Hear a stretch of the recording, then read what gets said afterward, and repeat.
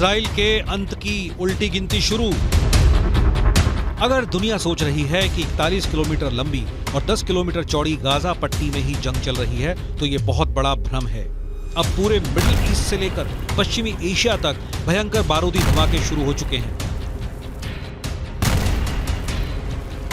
Israel Gaza से लेकर Lebanon तक और लेबनान से लेकर सीरिया तक 6 फ्रंट पर जंग करने का दावा कर रहा है, जबकि हमास, हिजबुल्लाह और अब ईरान दावा कर रहे हैं कि उनके लड़ाके इजराइल से तब तक जंग करेंगे जब तक कि इजराइल का वजूद खत्म नहीं हो जाता। यहूदी देश इजराइल से नफरत का आलम यह हो चुका है कि अब इजराइल पर 400 से ज्यादा आत्मघाती हमले करने की तैयारी अकेले ईरान ही कर रहा है। ईरान ऐसा क्यों कर रहा है, इसे जरा समझ लीजिए। ईरान के दावों के मुताबिक इस्लामिक रिवॉल्यूशनरी गार्ड कॉर्प्स के ब्रिगेडियर जनरल सैयद रजी मोसावी को इजराइल ने सीरिया में मार डाला है। दावों के मुताबिक मोसावी को हवाई हमले में इजराइल ने मारा है। इधर मिडिल ईस्ट से जुड़े जानकारों के मुताबिक ईरान के ब्रिगेडियर जनरल सैयद रजी मोसावा के मारे जाने से पूरे मिडिल ईस्ट और पश्चिम एशिया में बहुत बड़ी जंग शुरू होने वाली है। ब्रिगेडियर जनरल की मौत, ईरान का बारूदी बदला। ईरान के राष्ट्रपति इब्राहिम रईसी ने साफ कहा कि सीरिया में हवाई हमले में ब्रिगेडियर जनरल रजी मोसावी को मारने के लिए इजराइल को भारी कीमत चुकानी पड़ेगी। ईरानी राष्ट्रपति ने साफ कहा, बिना कोई शक के ये कार्रवाई क्षेत्र में कब्जा करने वाले ज़ायोनी शासन यानी इजराइल की हताशा, असहायता और अक्षमता का एक और संकेत है। ईरानी कमांडर सैयद रजी मोसावा की सीरिया में हत्या के बाद पूरे ईरान में जबरदस्त आक्रोश है। ईरान के विदेश मंत्री ने इजराइल को तबाह करने तक की धमकी दे दी है। मोसावी की हत्या को लेकर ईरान में जगह जगह प्रदर्शन हो रहा है। इजरायली स्ट्राइक से भड़के ईरान ने अब बदले की योजना बनाई है। उधर इजरायली रक्षा मंत्री गैलेंट ने भी इस बात को स्वीकार किया है कि गाजा में चल रहे युद्ध के बीच इजराइल पर 7 अलग अलग थिएटरों में हमले जारी हैं। हालांकि उन्होंने 6 फ्रंट पर जोरदार पलटवार का दावा भी किया है।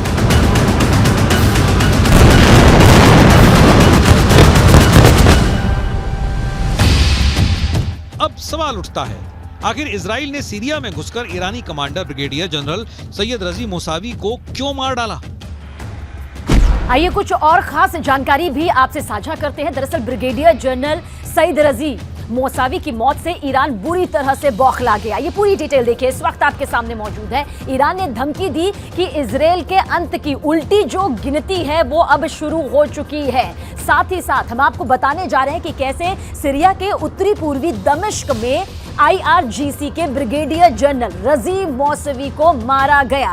और ईरानी मीडिया की खबर यहां पर क्या कहती है? ईरानी मीडिया की खबरों के मुताबिक ब्रिगेडियर जनरल मोसावी दोपहर 2 बजे तक ईरानी दूतावास में मौजूद थे। दूतावास दोपहर करीब 1 बजे घर में धमाका होता है और बगीचे में जाकर लाश गिर जाती है। जी हां, दोपहर 3 बजे का वो वक्त था जब ब्रिगेडियर जनरल मोसावी घर पहुंचे। घर पहुंचने के बाद ठीक उसी वक्त ईरानी दावों के मुताबिक इजराइल की 3 मिसाइलों ने ब्रिगेडियर जनरल सैयद रजी मोसावी के घर को कुछ इस तरह से उड़ा दिया। और इसके बाद आपको ये बताते हैं हुआ क्या। चश्मदीदों ने जो देखा उसके मुताबिक अब आपको बता रहे हैं। इजरायली मिसाइलों का धमाका इतना जोरदार था, इतना जबरदस्त और खौफनाक था कि ब्रिगेडियर जनरल सैयद रजी मोसावी का शव जो है वो घर से उछलकर कुछ इस तरह से बगीचे में जा गिरा। सोचकर ही रोंगटे खड़े हो जाते हैं, दहशत भर जाती है और उनका पूरा घर देखिए किस तरह से तबाह यहां पर हो जाता है। हम बात कर रहे हैं उत्तर पूर्वी दमिश्क सीरिया।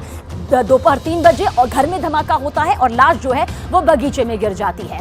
बताया यह भी जा रहा है कि मोसावी ईरानी सेना के कमांडर कासिम सुलेमानी के सहयोगी थे, यानी कि सहयोगी यहां पर बताए गए जिन्हें अमेरिका ने साल 2020 में मार गिराया था। ये वो साल था, साल 2020।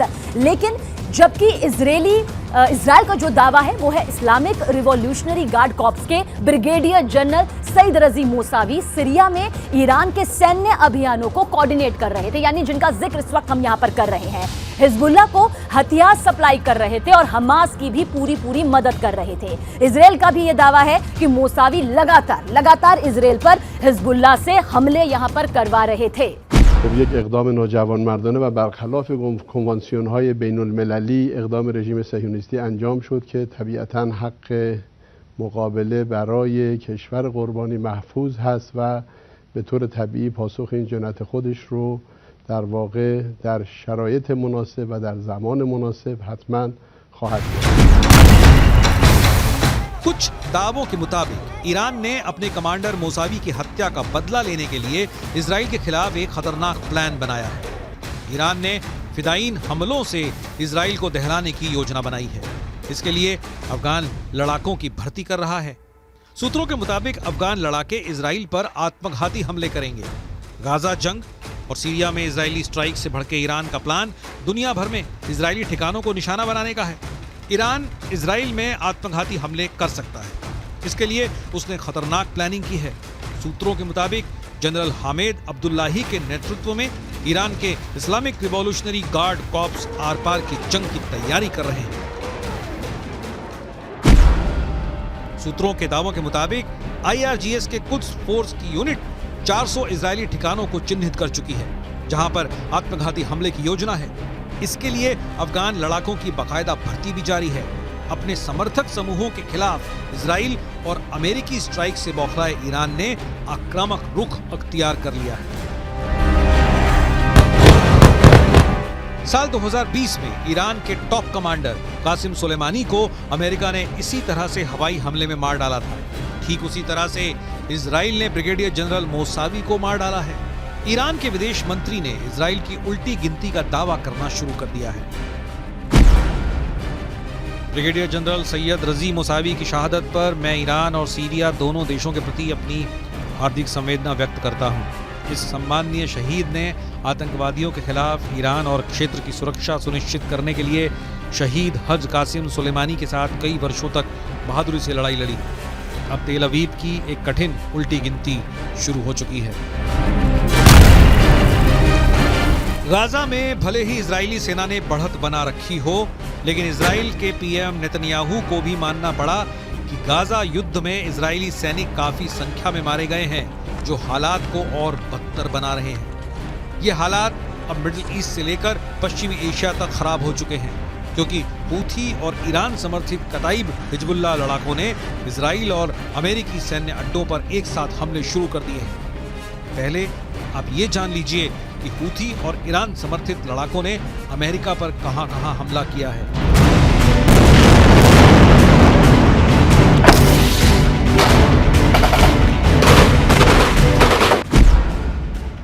अमेरिका ने यह तो नहीं बताया कि ईरान समर्थित लड़ाकों ने अमेरिकी सेना पर कब हमला किया था, लेकिन यह जरूर बताया कि उत्तरी इराक में मौजूद अमेरिका के एरबिल एयरबेस पर ड्रोन से हमला किया गया था। अमेरिकी रक्षा सचिव लॉयड ऑस्टिन के मुताबिक इराक में अमेरिका सैनिकों पर यह हमला ईरान समर्थित कताइब हिजबुल्लाह के लड़ाकों ने किया था। इराक में ईरान समर्थित कताइब हिजबुल्लाह के लड़ाकों के इस हमले में वैसे तो कई अमेरिकी सैनिक घायल हुए, लेकिन 3 सैनिक बेहद गंभीर रूप से घायल हैं। कताइब हिजबुल्लाह ने अमेरिकी सैनिकों पर ड्रोन से हमले कैसे किए, इसकी जानकारी नहीं दी गई और न ही घायल अमेरिकी सैनिकों के नाम बताए गए। इराक में कताइब हिजबुल्लाह के हमलों से अमेरिका बौखला गया है।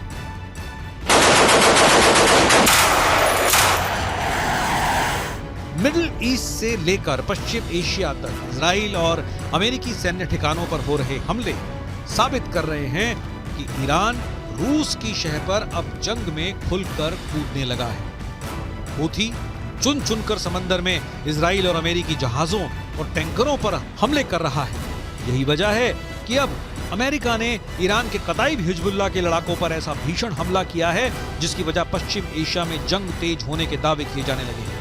हम आपको बताते हैं कि अमेरिका ने ईरान के कताइब हिजबुल्लाह लड़ाकों पर जोरदार एयर स्ट्राइक की है। जरा देखिए कैसे। अमेरिकी रक्षा सचिव लॉयड ऑस्टिन के मुताबिक अमेरिकी सेना ने ईरान समर्थित कताइब हिजबुल्लाह पर भीषण हवाई हमले किए हैं। कताइब हिजबुल्लाह पर अमेरिका ने ये हमले इराक और सीरिया में किए हैं। सोमवार यानी 25 दिसंबर को अमेरिकी सेना ने कताइब हिजबुल्लाह पर हमला किया था। लड़ाकू विमानों और मिसाइलों से ईरान समर्थित कताइब हिजबुल्लाह लड़ाकों के 3 ठिकानों को अमेरिकी हमले में तबाह करने का दावा किया गया है। खबर के मुताबिक अमेरिकी सैनिकों के घायल होने के बाद राष्ट्रपति जो बाइडेन ने ईरान समर्थित मिलिशिया समूहों के खिलाफ जवाबी कार्रवाई का आदेश दिया था, जिसके बाद ये हमले किए गए। अमेरिकी सैन्य बलों ने इराक में कताइब हिजबुल्लाह और कई समूहों की ओर से इस्तेमाल की जाने वाली 3 ठिकानों पर हमले किए।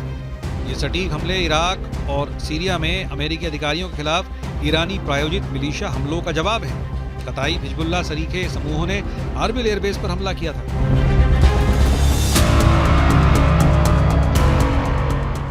इजराइल और अमेरिका इस वक्त मिडिल ईस्ट और पश्चिमी एशिया में डबल युद्ध से जूझ रहे हैं। पीएम नेतन्याहू को लग रहा था कि हमास युद्ध विराम इजराइल की शर्तों पर जरूर करेगा, लेकिन अब खबर आ रही है कि हमास के टॉप कमांडर्स ने साफ दावा कर दिया है कि हमास सीज फायर नहीं करेगा और न ही कोई समझौता। वो आखिरी दम तक जंग करेगा।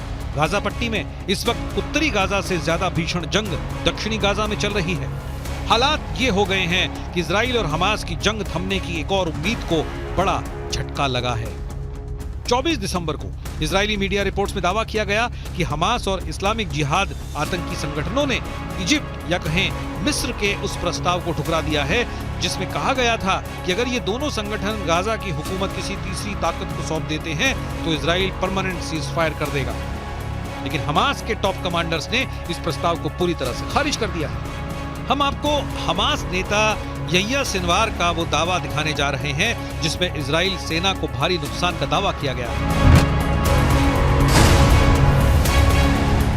हमास के कसाई का दावा, मार दिए 1500 इजरायली सैनिक।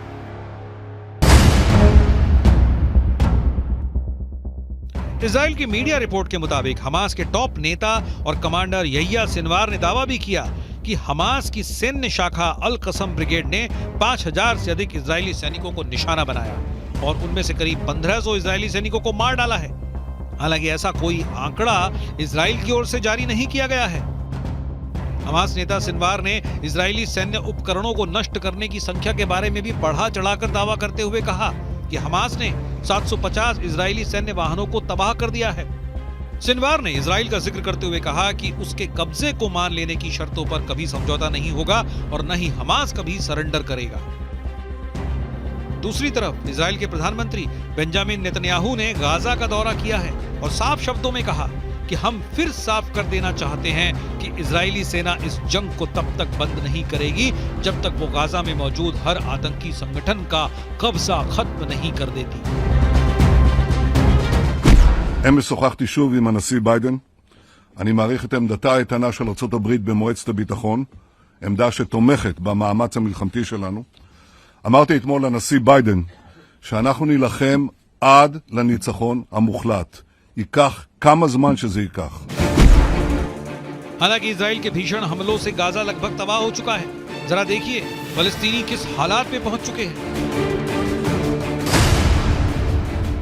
इजराइल के ऑपरेशन स्वॉर्ड ऑफ आयरन के तहत इजराइल ने सबसे ज्यादा भीषण हमले उत्तरी गाजा में किए हैं। साल 2023 में गाजा पट्टी में हुए इजरायली हमलों में अब तक 1 लाख से ज्यादा इमारतें गाजा में तबाह हो चुकी हैं। उत्तरी गाजा की लगभग 11 लाख की आबादी में से 85% फलस्तीनी हमास समर्थक भाग चुके हैं।